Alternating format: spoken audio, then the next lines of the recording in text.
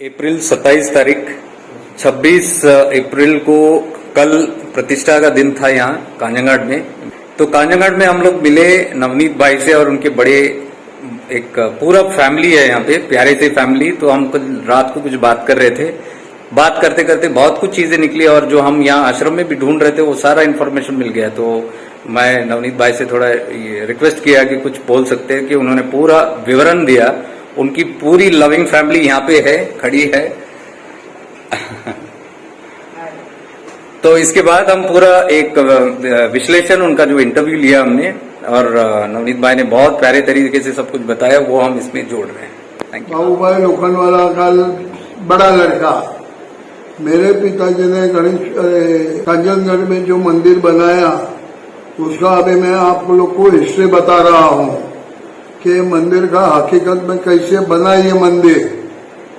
नित्यानंद बाबा के जाने के बाद मेरे पिताजी और जनार्दन स्वामी का क्या ट्यूनिंग जमा हमको मालूम नहीं है, मगर 3-4 दफे वो जाते आते थे बम्बई से कांजनगढ़। एक दफे पिताजी को जनार्दन स्वामी ने बोला कि मुझे स्वामी का एक मूर्ति बनाना है बाबू भाई से। वो क्योंकि वो जनार्दन स्वामी नित्यानंद बाबा को स्वामी बोलते थे, तो पिताजी ने बोला ठीक है मूर्ति मैं बना देता हूँ मूर्ति। फिर हम पिताजी बम्बई आया, मेरे को बोलता है कि भाई अपने को एक मूर्ति बनाने का है, चल। हमारी दुकान थी पाजापुर रोड पे बम्बई में, उसका पोस्ट ऑफिस के बाजू में एक मूर्ति वाला था, उधर हम दोनों गए। तो पिताजी को पूछा, बोलो कैसा मूर्ति बनाने का है? तो बोलता है काला पत्थर का बनाने का, क्योंकि हमारा भगवान ब्लैक था। तो बोलता है ऐसा नहीं, स्टोन में बनाना है वो ठीक है, मगर वो स्टोन तो आपको कहाँ किधर मूर्ति फिट कर दे, अरे लेके जाके मंदिर में बैठाने का है, वो देखना जरूरी है। तो पिताजी ने बोला कांजनगढ़ करके केरला में जगह है, उधर लेके जाने का है। तो बोलता है ये नहीं हो सकता क्योंकि 1200 किलोमीटर दूर है और पत्थर का मूर्ति खंडित होने का पूरा चांसेस रहता है। तो फिर अभी क्या करना? तो वो बोला कि तुम है मेटल का मूर्ति पंच धातु का बना दो। फिर हम लोग ने नक्की किया कि ठीक है चल भाई पंच धातु का बनाते हैं मूर्ति। अब मूर्ति किससे बनाना? तो वो सेठ ने, मूर्ति वाले सेठ ने ही बोला कि तुम लोग हमारे बम्बई में एक कांदावाड़ी करके जगह है, उसके अंदर एक निकटवाड़ी लेन है, वहाँ जैन आई हॉस्पिटल है, उसके सामने हमारा गणेश पाटकर का स्टूडियो है। आप वो गणेश के पास चले जाओ, वो आप बोलेगा ऐसा मूर्ति बना के दे देगा। तो बोलता है ठीक है। फिर हम दोनों गए, पिताजी बोलता है चल जाके आते हैं, क्योंकि हम लोग उधर नजदीक में ही रहते थे। तो हम सब गए, तो वो बोला कि भाई मूर्ति तो बना देता हूँ, पहले आप सब फोटो दो मेरे को, आगे पीछे साइड का, पाँव का, हाथ का, हर एक एंगल का, तो ही ये मूर्ति बनता है, नहीं तो मूर्ति बनेगा नहीं। फिर वो सब दिया, वो बेचारे ने बहुत कोशिश किया। फिर बोलता है बाबू भाई साहब मेरे से मूर्ति अभी बनता नहीं है, भाई मालूम नहीं, मैं बहुत मूर्ति बनाया मगर ये दफे नहीं होता है। पिताजी ने बोला तो एक काम कर, हमारा नित्यानंद को प्रार्थना कर और बोल कि तुमको भाई कैसे बनना है मेरे से, वो तुम बन जाओ। तो फिर उसको नित्यानंद ने वो इंस्ट्रक्शन दिया, शायद सपने में ही दिया होगा, वो मालूम नहीं कैसे दिया।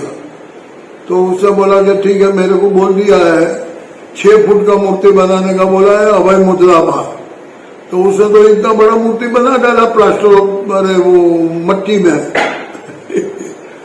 पिताजी फिर आया तो जनार्दन स्वामी को बोला कि भाई 6 फुट का मूर्ति बनने का वो बात हो गया है, तो अभी क्या करने का, मूर्ति किधर रखेंगे इधर? तो बोलता है गोपुरम में रखेंगे। बोलता है गोपुरम में नहीं रहेगा, इतना बड़ा मूर्ति 6 फुट का, तो अभी क्या करना का, मंदिर बनाना पड़ेगा। पिताजी बोला ठीक है चल मंदिर बना देते हैं।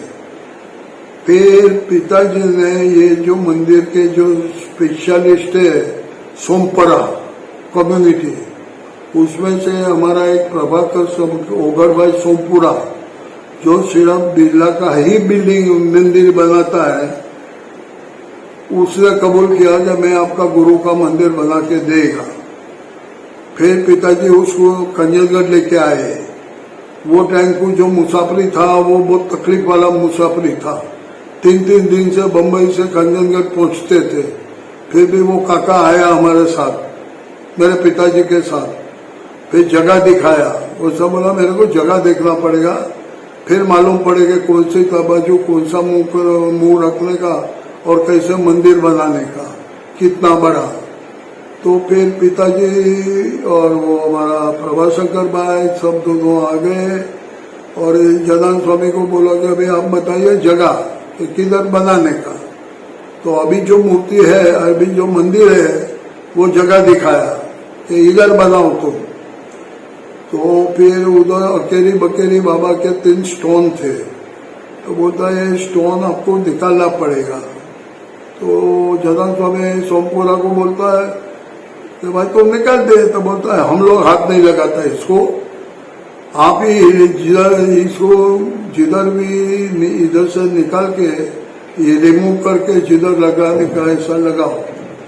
फिर उधर खातमुहूर्त किया, खातमुहूर्त यानी भूमि पूजन और मंदिर बनाना चालू किया। और ये बाजू गणेश पाटकर को बोला कि भाई तुम मूर्ति बना डाल फाइनल। तो वो सोमपुरा ने उसका माप दिया था पंचधातु में कैसा कितना कौन सा मेटल वापरने का। उसमें तांबा लगता है, पित्तल लगता है, गन मेटल लगता है, सोना लगता है, चांदी लगता है, ऐसा पंचधातु होता है। वो फिर बनाने के लिए बम्बई में वो टाइम को इंडियन स्मेल्टिंग करके एक बेला का कंपनी था भांडुप में, उसके साथ बात किया। फिर हम लोग ने उधर कास्टिंग किया वो मूर्ति का। ये मूर्ति जो अभी है अभय मुद्रा वाला मूर्ति, उसका वजन 1 किलो से कुछ 10-20 किलो कम होगा। 1 टन के 1000 किलो के अंदर 20-25 30 किलो का मैक्सिमम 50 किलो कम होगा, अभी बराबर याद नहीं है। तो वो कास्टिंग चालू था। तो लास्ट में जो कास्टिंग था वो टाइम को वो जो बनाने वाला था उसको खान में कोई बोलता था कि क्रूसिबल ज्यादा बना के रख तुम। तो पहला तो समझा नहीं वो, फिर उसने क्रूसिबल तैयार करके रखा और फिर उसको मालूम, ये लोग को मालूम पड़ता है कि भाई अंदर डालेगा कि कम होगा तो फिर कास्टिंग बिगड़ जाएगा, फिर नया सिरे से काम करना पड़ेगा। तो उसने तुरंत वो जो दूसरा क्रूसिबल था वो डाल दिया अंदर और मूर्ति कंप्लीट हो गया। तो ऐसा चमत्कार हो गया। उसने बोला बाबू भाई से मूर्ति कंप्लीट हो गया है, अभी इसको ये क्या है अलग अलग पार्ट में जब कास्टिंग होता है ना तो फिर उसको जॉइंट मारना पड़ता है। फिर जॉइंट मार के तैयार हो गया मूर्ति 6 फुट का अभय मुद्रा में।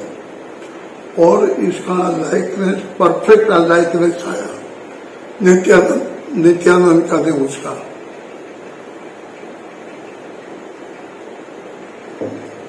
आज भी आप देखोगे तो लाइकनेस साक्षात बैठा है ऐसा लगेगा आपको। ऐसा मूर्ति दुनिया में कोई इधर नहीं बना है, सिर्फ ये एक ही मूर्ति है जो नित्यानंद का समाधि के बाद 63 में तुरंत पहला मूर्ति मेरे पिताजी ने बनाया, क्योंकि उसको अधिकार था बनाने का, नहीं तो ये बनता नहीं है। फिर वो मंदिर का काम इधर चालू किया तो पत्थर आता था।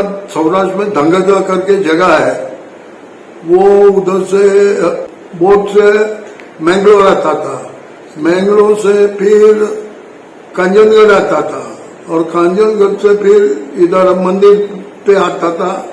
वहां से सौराष्ट्र से वो उसका कारीगर लेके आया था जो इधर ही मंदिर वो जो पत्थर आता ना उसका घड़तर वो करता था और इधर ऐसा रीते मंदिर बनाया। उसमें एक प्लस पॉइंट ऐसा है कि इधर कंजनगढ़ में वो बाबा शेठ था, उसे बहुत मदद किया। रातों तक इधर ही सोते रहता था जब कभी पत्थर आया, कुछ आया, पेमेंट चुकाना, ये करना, तो वो सब वही करता था। और मंदिर 9 महीने में तैयार हो गया, मूर्ति उधर 9 महीने में तैयार हो गए। अबे मूर्ति लाना कैसा इधर, तो फिर सरस्वती स्टीमर चलता था वो टाइम को, संजय स्टीम नेविगेशन का। बम्बई से मैंगलोर आया, मैंगलोर से फिर लॉरी में लोड करके कांजनगढ़ लेके आया मूर्ति, और मूर्ति फिर इधर वो जो गुफा है वहां रखा। तो देखने का बात ऐसा है कि उधर एक भजन मंडली भी था वो जहाज पे, तो वो जहाज पे ये लोग ने पूरी रात भजन किया, और जो श्रीफल ने सब धरता रहा वो सब इधर क्रेट खोला, तभी अंदर से श्रीफल निकले, वो लोग ने जो धरा था वो भगवान को। तो फिर इधर इसको मूर्ति ऐसा तो बैठा नहीं सकते, तो इसका प्राण प्रतिष्ठा बहुत जरूरी था। प्राण प्रतिष्ठा के लिए उसके जो जानकार है वही ब्राह्मण लोग, भज्जी लोग ये कर सकता है। तो जनानंद स्वामी ने गोकर्ण से एक भज्जी को बम्बई भेजा, फिर हमें उसको इंग्लिश, उसको मलयालम, अरे हिंदी नहीं आता, फिर हम लोग को मलयालम नहीं आता, तो हमारा पिताजी का एक दोस्त था कामत से, उसको फिर बैठाया बीच में, ट्रांसलेशन करके सब समझा, उसने पूरा लिस्ट दिया कि कितना लगेगा सामान पूजा का, ये वो सब लिस्ट अभी भी पड़ा है मेरे पास पाए, समझा। वो ब्राह्मण लेके आया, बोलता है 3 दिन लगेगा हवन को, 3 दिन हवन करेंगे, तीसरे दिन रात को हवन कंप्लीट होगा, फिर मूर्ति में प्राण प्रतिष्ठा, मूर्ति में प्राण प्रतिष्ठित करेंगे। वो रात को 12 बजे किया, और फिर हम लोग ने मूर्ति का स्थापन किया, मंदिर पे कलश चढ़ाया और मंदिर हो गया। तो जब मूर्ति बनता था तो गणेश पाटकर को भगवान ने जो उसको प्रेरणा दिया और सब दिखाया कैसा बनाने का, उसमें अभी जब मूर्ति बना है अभय मुद्रा वाला, वो गणेश पाटकर को भगवान ने बोला, नहीं तो इतना बड़ा मूर्ति बनाने का कोई प्रोग्राम हमारा लोग का था नहीं, भगवान का इच्छा था कि इतना बड़ा मूर्ति बनाओ और इतना बड़ा मंदिर बनाओ, वो भी एक नहीं 2-2, कांजनगढ़ में और गुरुवन में। बस इसलिए इसकी कृपा से ही होता है, बिना अधिकार होता नहीं। मेरा पिताजी बोल के गया है, कोई भी भगवान खुद आके बोलेगा ना तभी मंदिर बनाना, तेरा बाप ने बनाए तो तू भी बनाएगा, ऐसा नहीं रखना, नहीं तो इधर से ऊपर जाना पड़ेगा जल्दी। अभी इसका हिस्ट्री बोलता है, तो सच्चा हिस्ट्री मेरे को बोल के गया। फिर मैं कोई हमारा एक जयंती काका है, मेरा पड़ोसी मर गया, मैं बोला मेरा बाप ने ऐसा ऐसा किया है, कितना साल जिया? मैं बोला क्यों ऐसा पूछता है? बोलता है मेरा पिताजी 25 साल जिया बाद में। बोलता है इसका नियम ऐसा है कि जो प्राण प्रतिष्ठा करता है और जो ऊपर शिखर कलश चढ़ाता है ना, वो 3 साल में जाता है, वो लंबा जीता नहीं है। तो हमारा एक दोस्त था झानी करके, परसोत्तम झानी, अम्मा जी के पास हड़ात करके एक गांव है, उधर उसने वो मेरे को पूछने को आया था, शंकर भगवान का मंदिर का जीर्णोद्धार करने का था। तो वो बोला कि कैसा कैसा होता है? मैं बोला ऐसा ऐसा करना मांगता है। पर मैं उसको बोला कि तू खुद नहीं करना, शिखर पे कुछ और प्राण प्रतिष्ठा में किसी से कोई साधु संत से करवा लेना। तो वो माना नहीं, वो 2.5 साल में ऊपर चले गया। उसका लड़के को मैं पूछा तारो बापो क्या है, दिखता नहीं है तुम्हारा पिताजी? हमारा तो पिताजी मर गया। बोला मेरे को बोला भी नहीं, मेरा दोस्त था, रोज मिलता था लोहा मार्केट में। दूसरा हम इधर जिधर रहते हैं उधर पीछे एक रीबिल्डर हाँ रीडेवलपमेंट में एक जगह गया, तो वहां एक शंकर का मंदिर था। वो शंकर का मंदिर बिल्डर ने बनाया, स्थापना वापना किया तो उधर गया, वो शिरडी साईं बाबा में मौत मानता था, तो 3 साल के अंदर अंदर अभी 1-1.5 साल पहले वो भी मर गया कार का एक्सीडेंट में। तो ये जो बड़े लोग हैं कैसे बोलते हैं कि कभी प्राण प्रतिष्ठा और कलश चढ़ाने का नहीं, कोई कुछ भी बोले पैसा दे दो बात खत्म हो गई। तो नडियाद के पास, नडियाद और आनंद के पास एक राहत तालाव करके जगह है, तो वहाँ एक कौन तो पटेल खुद था कोई था, अभी भूल गया। तो मूर्ति बनाया, मेरे को लेके गया था, मूर्ति परफेक्ट बनाया था। मूर्ति किधर बनाया? वाघ है ना, Wagh studio, Purandar hospital Chowpatty, perfect मूर्ति क्या बनाया उसने मूर्ति। बोलते हम ऑस्ट्रेलिया भी भेजा हुआ है, बनाया। फिर मेरे को उसका चेयरमैन का फोन आया, तुम आओ हमारा मंदिर में। मैं बोला क्या करने का है? मैं किधर जाता आता नहीं और किधर जाता नहीं, मेरे पास पावर स्टेशन है, मैं सब स्टेशन के पास जाता नहीं। हमारा इच्छा है कि तुम्हारे हाथ से स्थापना हुए। मेरे को बोला मैं आता नहीं, मेरे को स्थापना में कोई इंटरेस्ट नहीं। अरे आपके पिताजी ने 2 मंदिर बनाया, आपके शुभ हाथ से स्थापना हुई, उसमें आपको क्या प्रॉब्लम है? मैं बोला मेरे को कोई प्रॉब्लम नहीं है, मगर मेरे को कोई इंटरेस्ट भी नहीं है। अभी इंटरेस्टिंग बात यह है कि मंदिर का समारोह में उद्घाटन प्राण प्रतिष्ठा विधि में बम्बई का चीफ मिनिस्टर कन्नम्बर आया था, इधर केरला का चीफ मिनिस्टर आर शंकर आया था, मणिपाल का जो TFI है सिंडिकेट बैंक वाला वो अभी आया था, फिर सूरतकल इंजीनियरिंग कॉलेज का प्रिंसिपल आया था। ऐसे बड़े बड़े और बहुत जर्नलिस्ट भी आए थे, अच्छे और बड़े बड़े आदमी लोग आए थे। और इधर इतना आदमी जमा हुआ कि रेलवे के ट्रैक पे आदमी सोता था, ऐसा हम लोग को बोला गया, क्योंकि हमारा फैमिली तो अंदर पूजा में हवन में बैठता था। पिताजी 2 टूरिस्ट कार रेलवे का किया था, 100 आदमी बम्बई से हमारे सगे वाले को लेके आए थे। तो इधर तो कोई जगह था नहीं वो टाइम को। तो फिर इधर कांजनगढ़ में एक दुर्गा हाई स्कूल है, उधर हम लोग को ठहराया। अच्छा, इधर हमारा गुजराती लोग को संभार चावल जमता नहीं, वो टाइम का बात कर रहा हूँ, अभी तो सब चलता है। तो हमारा जो साथ में कुक लेके आया था 4, वो रोज इंडियन स्टाइल का खाना बना के, अरे हमारा गुजराती स्टाइल का खाना बना के सबको देते थे। इधर पूरा पुलिस वाले, कलेक्टर, MP, MLA सब लोग आए थे और बहुत धामधूम से काम हो गया और मंदिर संपन्न हो गया। ये मंदिर का काम हो गया, ठीक है भाई। तो अभी सुन, अभी कौन से साल में हुआ था सर? कौन से साल में? ये 1963 हमारा गुजराती पंचांग के हिसाब से, हिंदू पंचांग के हिसाब से वैशाख शुद्ध षष्ठी बोलते हैं।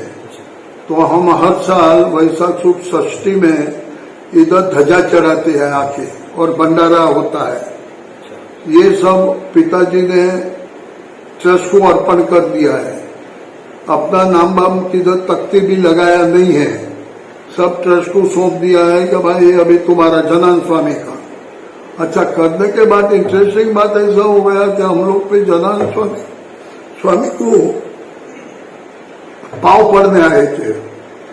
मैं, मेरी दादी, मेरी माँ, मेरे पिताजी, मेरे छोटा भाई और मेरी बहन। तो जनार्दन स्वामी ने हम लोग को एक चांदी का थाली दिया है, अंदर सुना कुछ नित्यानंद आश्रम ऐसा अंदर लिखा हुआ इंस्क्रिप्शन है, वो थाली में। और एक कृष्ण का मूर्ति लकड़े का दिया, ये घर में रखना। तो हम लोग अभी तक है हमारे पास, वो भी है। और मेरे पिताजी बोल के गए कि भाई हर साल को जाके ध्वजा चढ़ाना, तो हम लोग दूसरे तपे आवे न आवे सेकेंडरी थी, पर ये कहा ध्वजा चढ़ाने को तो हमारा फैमिली में से कोई ना कोई तो आता ही है। एक दफे 2023 को 7 साल हो गया, तो मेरा फैमिली यानी मेरे 2 बेटे, उसके 2 बेटे, छोटा बेटे का बेटी, मेरी बीबी, ऐसा 9 आदमी लोग, और हमारा एक समधन है, बड़ी बहू का माँ छोटी बहन सभी, सबको लेके आया है। ये संपन्न हो गया धाम धूम करके। 60 साल हो गए, मतलब ये 60th था ना अभी? हाँ, प्रतिष्ठा जो है 60 साल हो गए। 60 साल। और एक आप बता रहे थे साइड में लिखा हुआ है, क्या इंस्क्रिप्शन लिखा हुआ है मूर्ति के? हाँ, वो मूर्ति का आपने जमनी बाजू कही ना, हाँ राइट साइड में बैठक है, बैठक जहाँ नित्यानंद बैठे हैं, उसके जो राइट साइड है उसके अंदर वो हमारा वो अपना सोमपुरा ने बोला कि अंदर लिखा जाता है किसने मंदिर बनाया, ये किसका मूर्ति है, क्यों बनाया, तो वो सब डिटेल अभी लिखा हुआ है। अगर 7 साल के बाद पढ़ सकता है आदमी, क्योंकि अभी जाका हो गया होगा, क्या पढ़ सकता है तो वो पढ़ सकता है, वो रिकॉर्ड है, उसमें सब लिखा हुआ है। और एक चीज जो हम बोल रहे थे ना कि 1 टन का इतना वजन वाला और प्लस वो मंदिर का वेट, ये हाँ, अभी इंटरेस्टिंग बात ये ऐसा है कि इतना बड़ा 50 फुट ऊंचा शिखर वाला मंदिर, फाउंडेशन तो मांगता है, अभी फाउंडेशन किधर है? ये तो गुफा के ऊपर चढ़ाया लगा है कि उसके ऊपर मंदिर है। ये भी एक अजायबी है बड़ी। दूसरा अकेरी बकेरी बाबा का जो पत्थर है, जो चरण का, जो हम लोग ने जयपुर से मंगाया मकराना से, तो वो टाइम को जब स्थापन किया ना, तभी जो भगवान का पगला था, पगला बोलता है, अभी क्या बोलता है उसको, जो बोलता है फुटप्रिंट, पादुका भाई, पादुका, वो पादुका एकदम क्लियर था। बाद में उसके ऊपर कोई आदमी खड़ा है ऐसा दाग पड़ गया, तो ये 7 साल से वो दाग ऐसे ही है, निकालने का बहुत कोशिश किया। यानी कहने का मतलब यह है कि इधर सब साक्षात है। हमारा जनानंद स्वामी बोल के गया है 3 दिन रहने का इधर, 3 दिन तुम लोग जो मांगेगा वो मिलेगा। ये जमीन का इतना पावर है। ये जो केव्स बनाया है उसके लिए बोलता था कि आधा बनाया नित्यानंद ने, आधा मैं बनाया। इधर वो अच्छे योगी ऋषि मुनि सूक्ष्म स्वरूप से आते हैं, ऐसा हम लोग को बताया है जनानंद स्वामी ने। और वो गुफा में अगर किसको मेडिटेशन आता है ना, वो करेगा तो डेफिनेटली उसको कुछ न कुछ तो प्राप्ति होगा। और ये जगह का जो वाइब्रेशन तुम लोग महसूस करोगे आने के बाद, और आपको और किधर मिलेगा नहीं दुनिया में। ऐसा मेरे को बहुत लोग बोला है, मन शांत हो जाता है, कितना भी तकलीफ होएगा तो भूल जाता है आदमी और भगवतमय हो जाता है। और एक जो आप कह रहे थे ना, भगवान इधर आने चाह रहे थे गणेशपुरी से, कौन है? नित्यानंद बाबा, हाँ, आने की इच्छा थी ना, हाँ, लास्ट वो तो 10 अवतार का लिखना बोलना पड़ेगा, तो वो तो लंबा हो जाएगा। 10 अवतार मैं आपको पूछने ही वाला था, इधर लिखा था, वो क्या कोई 59-60 में एक 10 अवतार बनाया। अच्छा। और एक शक्ति, ऐसा 10 आदमी को इधर भेजा था कंजनगढ़, जाके देखो। बहुत तारीफ करता था लास्ट में नित्यानंद। उसको आने का इच्छा था, मगर कुछ वजह से शरीर का तबियत का हिसाब से वो आ नहीं सके, नहीं तो इनका इच्छा था आने का शारीरिक रूप से। ऐसा सूक्ष्म रूप से तो वो लोग किधर भी जा सकते हैं ना। तो वो बोल दूं, बोलो वो बोलने का है। बोलिए 1959-60 में नित्यानंद बाबा कांजनगढ़ का बात करते थे, तो फिर उसने एक 10 अवतार बनाया, उसमें 10 आदमी। 1 मिनट रुकिए, ट्रेन जाएगा।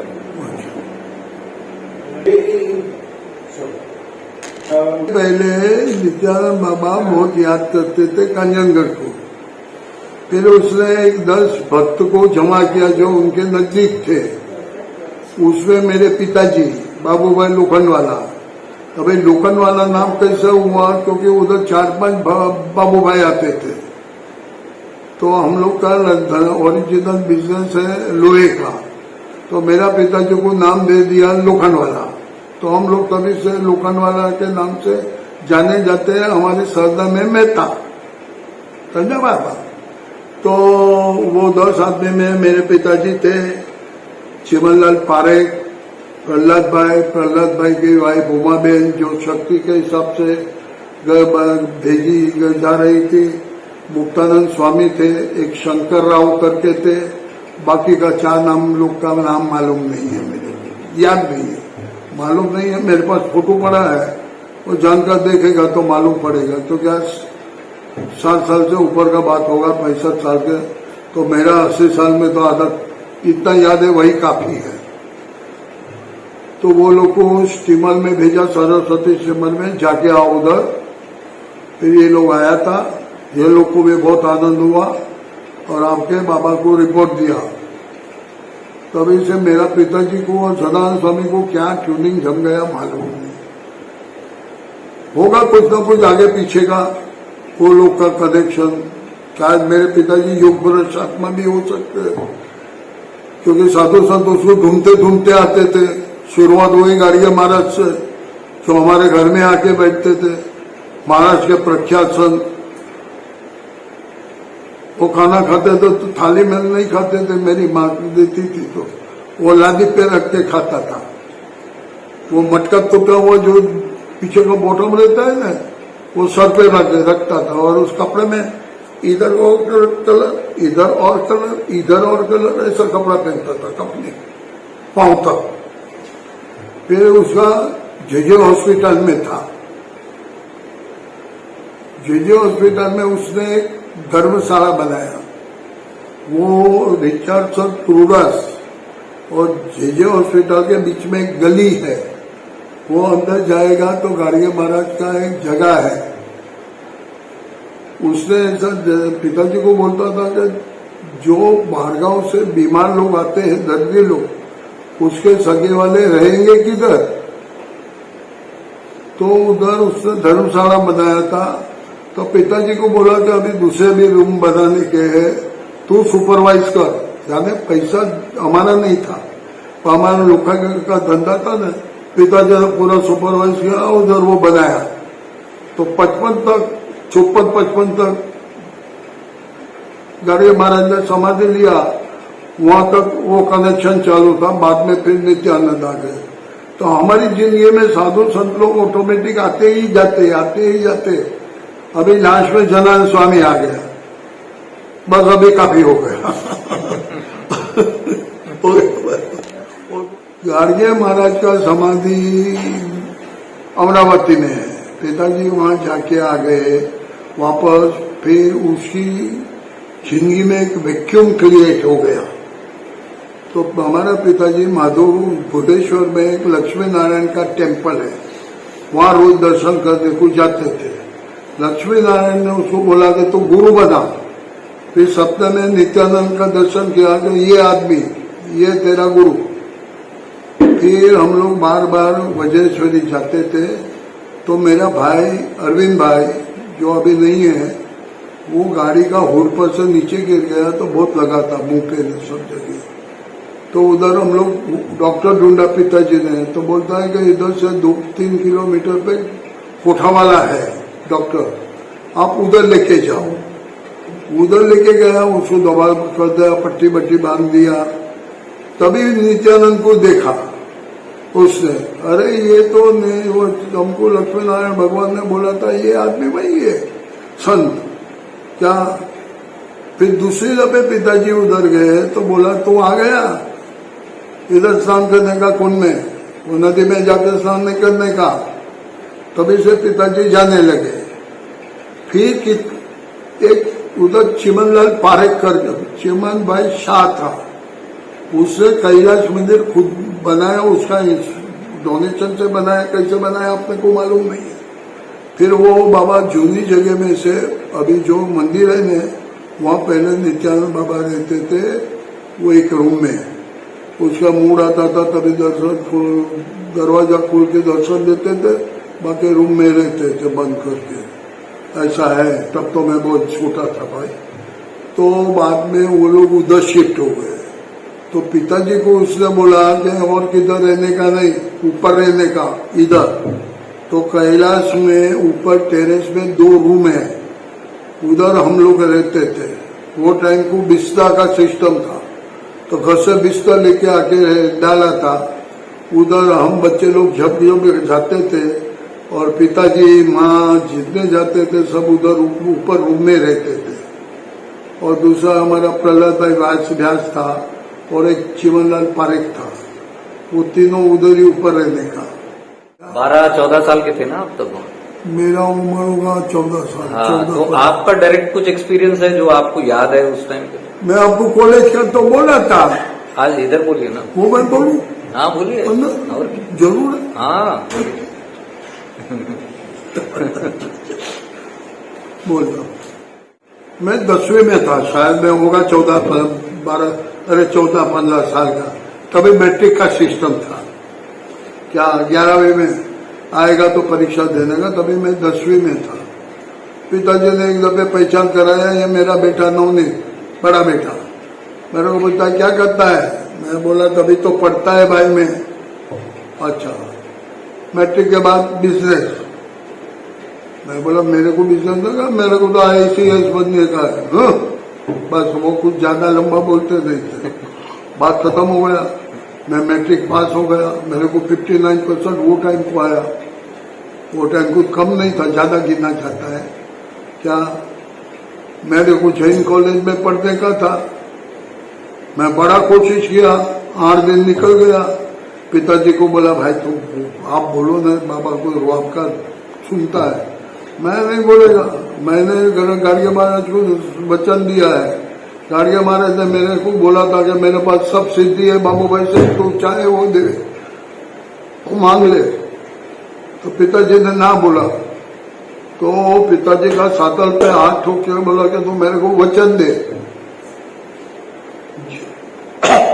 जिंदगी में कितना भी तकलीफ होएगा तो भगवान से कुछ नहीं मांगेगा। मेरे को बोलता है मैं नहीं मांगता, क्या तो चल मेरे साथ गणेशपुरी।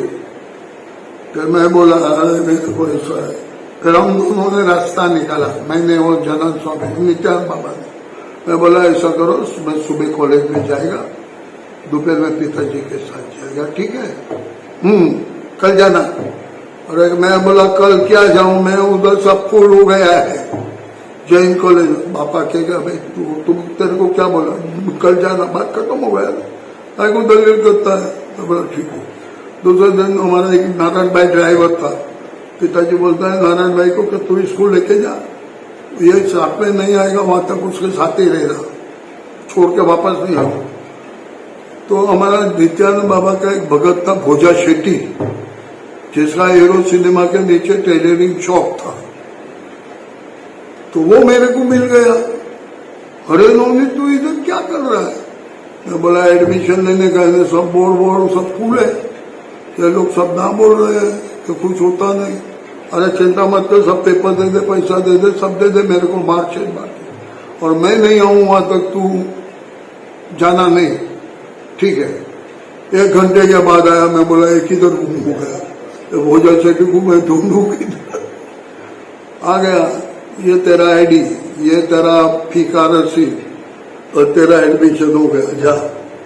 तो ये मेरे को अनुभव हो गया 1960 में। मुझे जिधर पढ़ने का था वो नित्यानंद ने इच्छा पूरा कर दिया। आप बोल रहे थे ना कि वो ज्यादा कुछ नहीं बोलते थे, लोग आते थे, बड़े बड़े लोग आते थे सब। हाँ हाँ, अरे उधर अच्छे अच्छे मिनिस्टर आते थे कि इसको वो कभी कभी तो ऐसा सोच जाते थे उल्टा कि इसको जवाब देना नहीं देना उसका मोड़ पे वो 2-3 वाक्य बोलने का नहीं बस उसमें सब आ गया। या तो इतना सेंटेंस बोलेगा, समझने वाला समझता है, बाकी सब उसको ऊपर से जाता है। उधर अच्छे अच्छे महाराज लोग आते थे।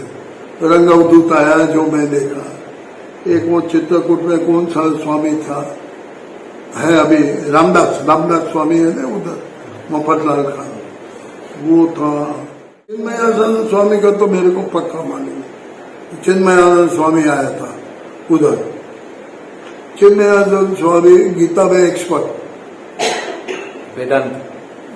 तो बोला कि एक शब्द में बोल गीता का क्या मतलब। वो जवाब नहीं दिया। नित्यानंद बोलता है तागी। क्या? तागी यानी त्याग करो। त्याग। गीता में सब त्याग करने का बोला है, कर्म योग में है, ज्ञान योग में है, सांख्य योग में, जितने भगवान ने योग बताए वो सब त्याग में ही, त्याग ही लिखा है। किसी पे मुंह नहीं रखने का, सब त्याग करने। शॉर्ट में बता दिया उसको। वहाँ मिनिस्टर आते थे, अच्छे अच्छे आते थे, मूड आया तो बात करते थे, मूड नहीं आया तो कुछ नहीं, ऐसे थे भाई हमारे नित्यानंद बाबा। उसका भक्त को बैठे बैठे कर बोलने का जरूरत नहीं रहता था, वो ऑटोमेटिक सब जानता था, ऑटोमेटिक उसका भला कर देता था। क्या करना क्या नहीं वो हो जाता था। मेरे पिताजी को इतना प्यार करते थे तो रात को है न चिमन पारेख, प्रहलाद भाई और पिताजी तीनों उसकी सेवा में लगे रहते थे और हम बच्चे लोग थे। तो अभी जो कुर्सी है कैलाश में, वो उसके बाजू में जो उठला है उसके ऊपर सोते थे और हम बच्चे लोग नाश्ता वो बैठे रहते थे, हमको नाश्ता पानी प्रसाद खिलाते रहते थे। एक दफे बाबा ने ये लोग को, मेरे पिताजी को ने, ये तीनों को बोला कि ऋषि मंडल का आदेश हो गया ये देश छोड़ने का और 1962 में अष्टग्रह युति होने वाला है। इतना बोल दिया, फिर आगे कोई स्पष्टीकरण नहीं। लास्ट में बेंगलोर वाला लक्ष्मण साहब खोड़े को इच्छा बहुत था कि बाबा हमारे घर में बेंगलोर आवे, तो लक्ष्मण साहब को बोला था कि मैं आएगा। तो लक्ष्मण साहब ने उधर एक बेंगलोर वाला धर्मशाला बनाया है। तो समाधि के पहले बाबा 8-10 दिन उधर ठहरे और बाद में उधर ही समाधि ले लिया। अभी इंटरेस्टिंग बात ऐसा है कि 1 अगस्त तिलक जयंती, सुबह से मेरे पिताजी को ये ढूंढते थे, सबको बोलता है वो लोखंड वाले को बुलाओ, लोखंड वाले को बुलाओ, पर पिताजी उधर ट्रस्टी थे, सब कामकाज करते थे। फिर हमारे वहाँ एक सिस्टम था कि शाम को जाते थे तो भगवान को बोल के जाते थे कि भगवान बम्बई जाके हम लोग आते हैं। तो उधर एक माधु था भगवान की सेवा में, वो बोलता है बाबू भाई से सुबह से भगवान याद करता है और पूड़ी बना के रखता है, क्या है करता है मालूम नहीं, तुमको क्यों बुलाया मालूम नहीं। तो पिताजी गया, बाबा हम लोग ध्वजा लेने को आया, जाके आते हैं। तो पिताजी को एक पैकेट दिया और बोला कि ये घर में रख खोलना, और पिताजी के हाथ पे सर पे 3 दफे हाथ फिराया और बोला कि घर में जाके खोलना और घर में रखना, किसी और को देने का नहीं। फिर पिताजी आए, माँ बोला ये, पिताजी ने माँ को पैकेट दिया। माँ बोलते शू लेके आया, क्या लेके आया, गुजराती में बोलता है शू लाया था मैं। तो बोलता है बाबा ने दिया है। खैर मैं ये भगवान को, वो टाइम को हम लोग को फूल देते थे, हाथ देते थे, वो हमारे मंदिर में फूल लगाते थे, उसका फोटो था। तो फिर खोल के देखा तो अंदर से पैसा निकला, 1 नया पैसा से मांडे 1 रुपये का सिक्के, 1 रुपया का नोट लेके 1000 रुपये का नोट और 3 गिनी सोना की, उसकी खुद की लंगोट में बांध के दिया है।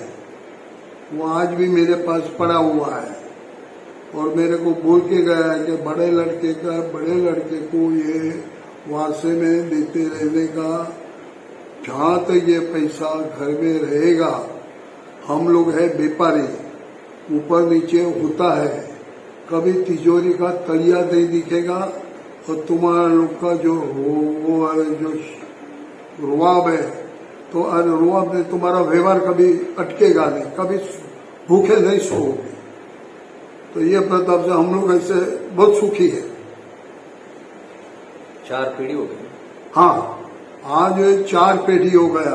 एक बाबूभाई हरगोविंदास मेहता, मैं नवनीत बाबूभाई मेहता, मेरा बड़ा लड़का मोनेश नवनीत मेहता, मेरा छोटा लड़का केवल नवनीत मेहता, बड़े लड़के के 2 लड़के करण मोनेश मेहता और ध्रुव मोनेश मेहता, और बड़े छोटे लड़का केवल की एक लड़की नियति मेहता, केवल मेहता, और ये दोनों का वाइफ मोनेश का वाइफ ऐसा दीपाली नाम है। उसके पिताजी उसको प्यार से लीजा बुलाते थे, तो हम लोग भी लीजा ही बोलते हैं, तो मैं अभी लीजा ही बोलता हूँ। वो लीजा मोनेश मेहता, और मेरा छोटा लड़का है, उसकी बीबी का नाम है कानन, तो उसका नाम है कानन केवल मेहता। ये हमारा 9 आदमी लोग का फैमिली है, हैप्पी फैमिली। और फैमिली में सब लोग को एक दूसरे से समाधान है और प्रेम से रहते हैं। ये नित्य आज के जमाने में ये नित्यानंद का चमत्कार ही समझ लो, या 21st सेंचुरी में वो मेरे लिए वही काफी है। और हम बूढ़ा बूढ़ी जो हो गया 80 साल के, मैं और मेरी वाइफ जयश्री मेहता,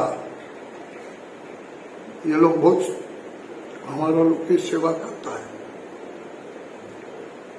बहुत ध्यान रखता है।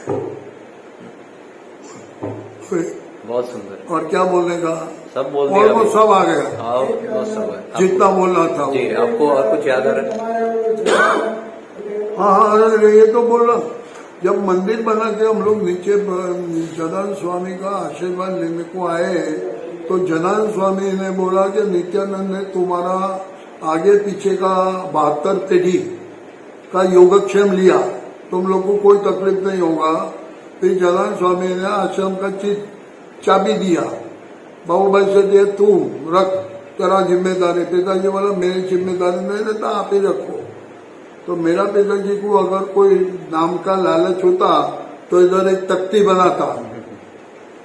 तो ये बाबू भाई हरगोविंदास मेहता लोखंड वाले ने बनाया मेमोरी ऑफ इस गुरु नित्यानंद, ऐसा कुछ हम लोग को नाम का इच्छा ही नहीं। ऊपर वाले ने कर दिया उसको अर्पण। दूसरा तो एक गुरु रुपया देता है तो रसीद में उसका नाम लिखाता है, ये मेरा नाम लिख भाई। हाँ, अरे वो तो नहीं गया।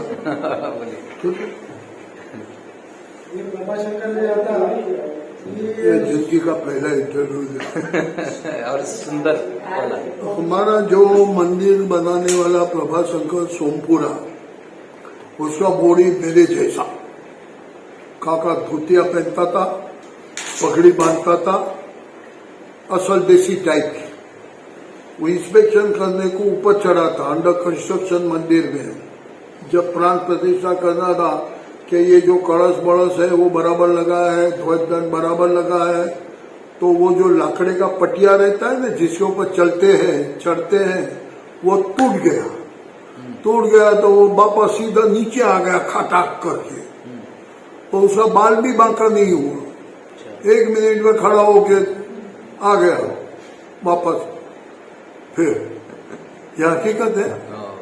ये कंस्ट्रक्शन के टाइम कंस्ट्रक्शन ऑलमोस्ट कंप्लीट हुआ था, तो ऊपर कलश लगाता है ना, वो देखने को गया कि बराबर फिट हुआ है ना, ध्वजा दंड है, क्योंकि ये साउथ में इधर ध्वजा बजा चढ़ता नहीं, सिर्फ नॉर्दर्न इंडिया में और उधर ही चढ़ता है। तो वो सब चेक करने को गया था कि भाई सब बराबर है ना, तो वो ये लोग जो अभी क्या वो सब लकड़े का वो बांधता है ना, प्लैंक तो ही ऊपर चढ़ गया नाश का वास का बाम्बू के सहारे। बिल्कुल। तो वो बेचारा चढ़ा था, इतना बॉडी में हेवी था तो उसमें से एक प्लैंक टूट गया तो वापस 40 फुट से नीचे आ गया, पर बाल बांका नहीं हुआ। फिर उसने देखा ये मूर्ति बराबर फिट हुआ है, फिर वो हमारा अकेली बकेली बाबा का जो करना है वो बस सब फिट हुआ है। क्योंकि सोमपुरा कोई मिस्टेक होगा तो बोलता है तुमको तो दोष लगेगा, हम लोग को भी दोष लगता है। तो हमारा फर्ज है कि सब बराबर है कि नहीं नियम मुजब, वो दिखाना बहुत जरूरी है। तो भगवान ने ऐसा चमत्कार वो टाइम को किया था। अच्छा, दूसरा इधर परिसर में चारे बाजू बारिश था और इधर 5 किलोमीटर में कोई बारिश नहीं था। ये सब मेरे पास गुजराती पेपर है, छन शक्ति, उसमें लिखा हुआ है।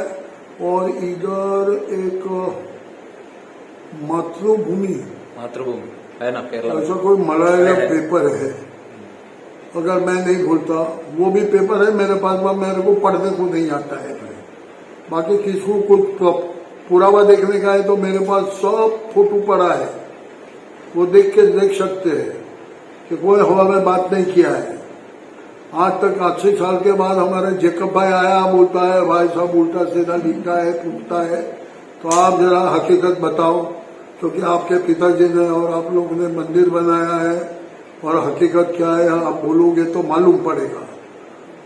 तो फिर मैं आ गया। अभी देखने में इंटरेस्टिंग बात है कि मैं रिकॉर्डिंग किया था गुजराती में, उसका इंग्लिश ट्रांसफर करने को बच्चे लोग को भेजने वाला था, तो वो साला ब्लैक हो गया। क्यों हो गया? तो शायद ये जगह भाई आने वाला होता तो ये भी योग होगा कि लाइव यूट्यूब पे आ जाऊं मैं मेरा फैमिली के साथ। बाकी ये है नित्यानंद ने हमारे पे दया बहुत किया है।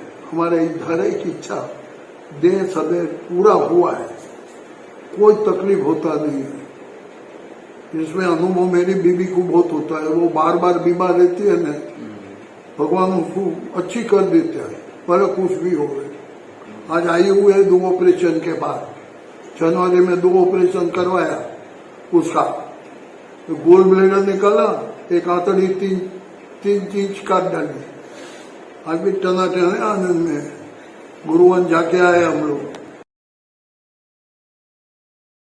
नहीं बता रहा हूँ, फ्रेंकली बता रहा हूँ, ये बहुत बीमार रहती थी, इधर तो टनाटन हो गई है, फुल्ली लोडेड।